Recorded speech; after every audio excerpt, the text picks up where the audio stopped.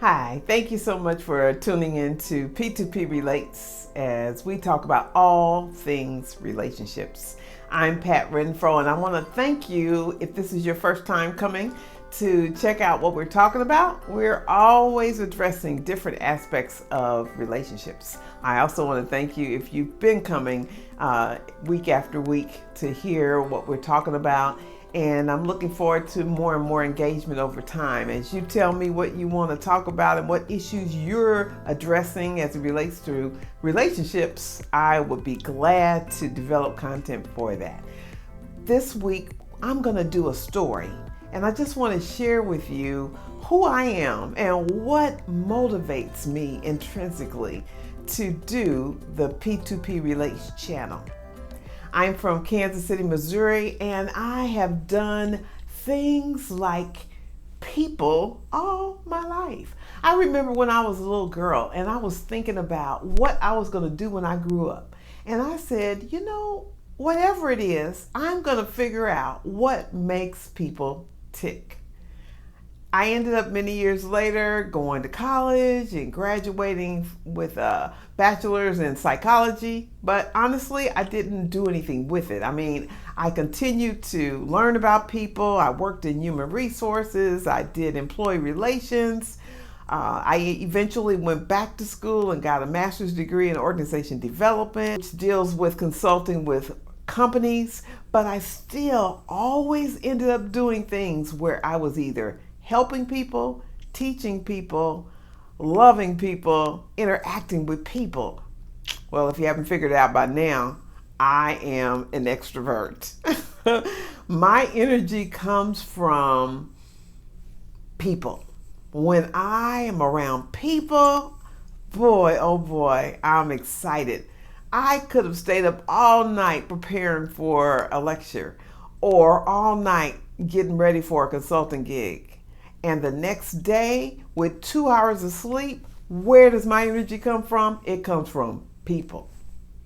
So I have always enjoyed getting to see people, their uniquenesses, why they do what they do. I even get a kick out of watching people on their ringtones and wondering what is it about them that I would know nothing of, that they would choose that ringtone. It's just very interesting to me to observe that. So I've been an observer of people. I've been a friend maker all my life. And so one day came and I said, I really want to develop a channel where we can talk about relationships at every level. Now, usually people get niches. They'll say, I'm going to specialize in marriage or I'm going to specialize in dating. But I picked the whole shebang. And a consultant once told me, he said, I think you need to just make it narrow. Pick one thing. You seem schizophrenic. But really, I think that in society, we tend to function in a schizophrenic manner, thinking that, well, when I go to work, I can just be professional and just show up this way. What I'm dealing with at home doesn't matter. That's a lie. Everywhere you are, you show up. Imagine that.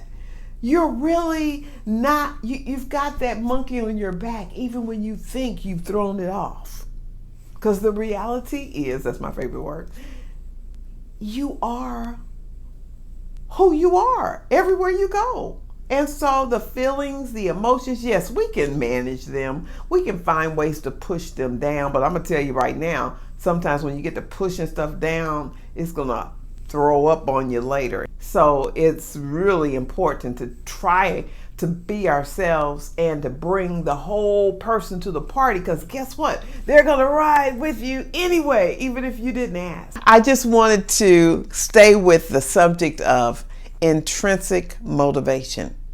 So you've heard a little bit of my story, and as time goes on and as we grow together, you may care to get more and more. But I just wanted to make the point of what happens when we internally decide we're going to be about something. We're going to do a thing. Because if we're motivated because our spouse or our partners want us to do a thing, or our best friend wants us to do it, or our parents want us to do it, or our boss wants us to do it, we're probably not going to ride that pony or that rodeo show all the way out. We're going to burn out at some point or get bored with it, and we're just not probably going to do as much as we would do when it's our passion. Over the years, I've asked my students, when I've been in classes and talk classes, I've asked students, what do you want to be when you grow up? What would you do if failure were impossible? If you didn't have to worry about, well, I might not make it, so I better have this backup plan, what would you do and why? And then I'll ask them, what do you think your gifts are? And I usually say things like, what did your teachers tell you were good at? What have your best friends and your closest family members, people who know you really well, what have they said? Because those are the things we want to get in touch with and have that intrinsic connection to, because that will drive you when everything is hard. You know, I've started this YouTube channel back in April of 2020 during the pandemic. And it's been challenging. I had no idea it would be this challenging. I really thought it would just be a matter of me talking about different aspects of relationships. And the biggest challenge I had was being consistent, every Friday post. But it was so much more to it than that. And it will continue to be a growth challenge. But even if I'm up all night editing, even if I make a video and 3 minutes before it's over, the technology pauses and I don't know it and I lose that verbiage and I don't know how to fix it and I have to do it all over again. There's a certain amount of passion I have, because what I'm saying in my heart of hearts is I want to help people solve relationship issues, because I've seen the damage it does when we don't address it. So I want to give you a story of my life that may give you more context and maybe even help you in some areas that you may be dealing with. And I'm being very transparent. I met my husband in 1999.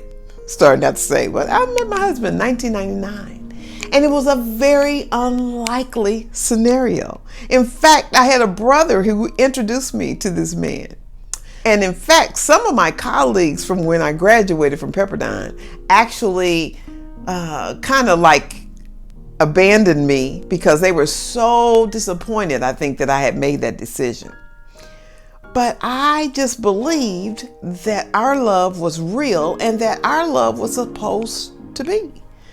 We dated for 5 years and then we got married. And I'm telling you what, for those married people who are listening, you can relate to this in many cases. There's a lot of us that go through this, but you get married and you wake up the next day and you go, what did I just do? Oh my God.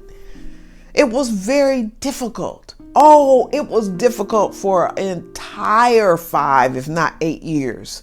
But I endured. I pushed through. He pushed through.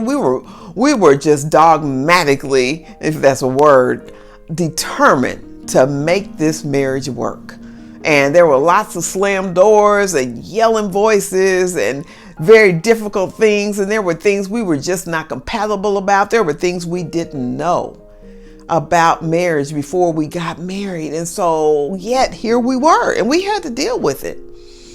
And of course, while we were going through that, I would look around and see other couples going through that. And I thought everybody's relationship was better than mine. So when I got to know those people, I'd ask them questions or I'd share things we were going through. And I'd find out that everybody has challenges. Now, it depends on how well you prepared for marriage and what decisions you made and why you made those decisions. A lot of variables happened to determine if your marriage is going to be strong and healthy and enjoyable and fulfilling. You're going to have challenges no matter what. But if you marry the right person in the right way for the right reasons at the right time in your life, and that's a lot of rights, then you're going to have a marriage that's so fulfilling that they help you and you help them. And we didn't have that. We didn't have that dynamic. And so over the years, I got to looking around at how many couples struggle. And I said, I want to do something about that.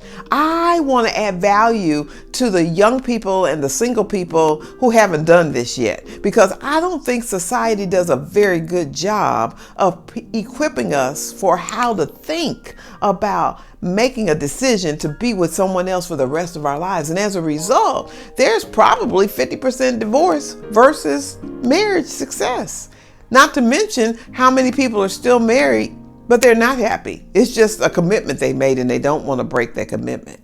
So I'm on this channel. I developed P2P Relates because I believe that when you're looking at who you are as a person, it starts there. You got to like you. And if you don't like yourself, it's not the end of the world, but you do have to learn how to like yourself. And the sooner you learn, the better your life is going to be. The sooner you learn, the sooner you can make decisions in your behalf. The sooner you learn, the more confidence you're going to have, the more amenable, amiable you're going to be with other people, with your friends, with your spouse, your partner.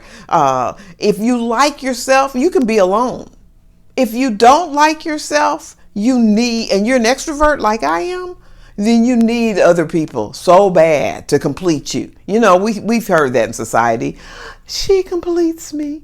He completes me. Please, come on. You better complete yourself. If you really want to be successfully, happily married and not needy, and eventually in a maybe even abusive situation, you need to know who you are. And if you got married before you found out who you were, then go still get on the search and pursue self-development. That's why you hear me talk about it a lot. And then the next level is friendships. We need each other.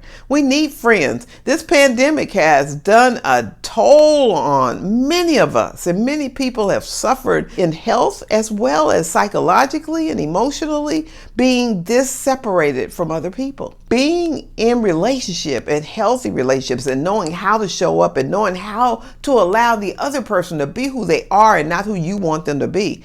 It's so important. And then if you say, I do want to get married, then as you know yourself and as you learn to be a true friend, not just someone who's with somebody for what they can get, then when you pick your mate, you'll have the right motivations and they'll have the right motivations. And if they don't have it, or if they're not where you are, because you know yourself so well, you'll be able to tell if they're insecure or if they're not complete because they thought they'd find it all in a relationship or whatever. And then most people work, whether it's self-employment like I am, or whether it's a job, going into the office every day. And even if it's at home working remotely like so many of us are doing right now, you still got to talk to people and relate to people and respect people and communicate with people effectively. And if those areas are not developed in your life, they're going to show up in a very not so good way. So I just hope this helps you today. I really wanted to spend some time letting you know who I am and what qualifies me to be talking about these relationships. I've been doing this all my life. It's who I am. It's what I love. And I didn't really know to what degree until two things happened. I started this channel and I had to get through this pandemic. So the next time I do story, I'm going to share with you what it's been like seeing who Patty is in friendships. And if there's some stories you want me to hear or some things you'd like me to tackle, I can't encourage you enough to make your comments below and to tell me what you want me to talk about. And I would be glad to customize a conversation or a dialogue about it. Please hit the subscribe button. And when I do downloads, you'll get automatically notified. If you hit the like button, that always helps me. Tell other people about it, and I encourage you, if you enjoyed it, make comments. If you have thoughts about what an intrinsic value really is for you, what is your intrinsic value? Mine is people. And because I internalize it so thoroughly, it's just a prioritization for me. Relationships is a priority. So what are your intrinsic values? What is it that jazzes you and motivates you to keep going when all the chips may fall, but you still are in there? So hope this helped. You take care. Bye.